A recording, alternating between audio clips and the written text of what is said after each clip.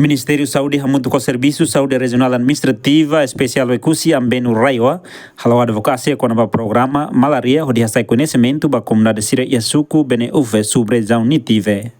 Diretora-Geral Cuidado de Saúde Primária Elizabeth Letomau hateten objetivo husi advocacia ne atu partilha ba comunidade no segurança Sira e a linha fronteira para moras malaria no moras raid Sira tamba dadau ne Timor-Leste preparado declara e mundo hodi livre husi moras malaria. Itu buat sehari ini itu nih pentel seria itu nih suku seria pessoal saúde sermos tuh itu aktivitas ini honone itu bela habelar informasi ne basira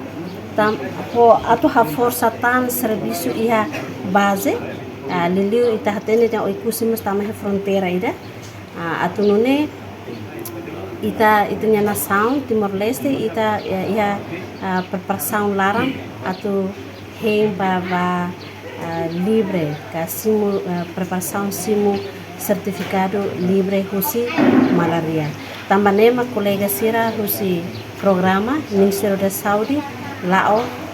liliu iha area sira fronteira sane atu habela na fatin informação ne atu nune labele tang mora sidanene atu mai ihe itanyarai atu mosu ihe itanyarai rasika. Ia bibane secretário regional do assunto saúde Luiz de Jesus Neno encoraja a comunidade Sira atu hatutan informação tanto família no ia bairro ida nune hamutu prevene moras malaria ia nível suku. Kita precisa atu bele cuidadoan usi saúde onne ita labele etan impacto si moras tamane atu moras labele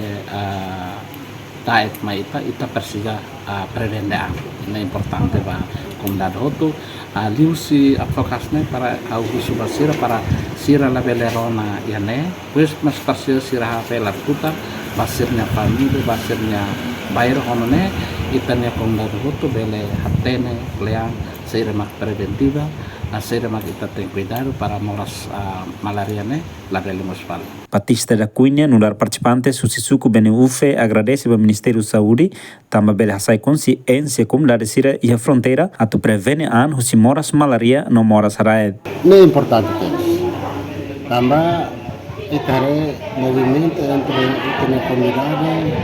na saúde ita tem kata wajib ba cultura cada vez tem movimento positivo retro ba yasorin sini mai neduni wahira haro sosialização nasional belepo konsensu ba am atau Entretanto, a advocacia para o programa Malaria ne Ministério da Saúde hamutu com a Secretaria Regional para Assuntos Saúde Raiwa partilha uma informação para a população Sira linha fronteira hat hau ulu que a fronteira Sakato passabe o exílio e cusliu e a fronteira sobre Nitibe.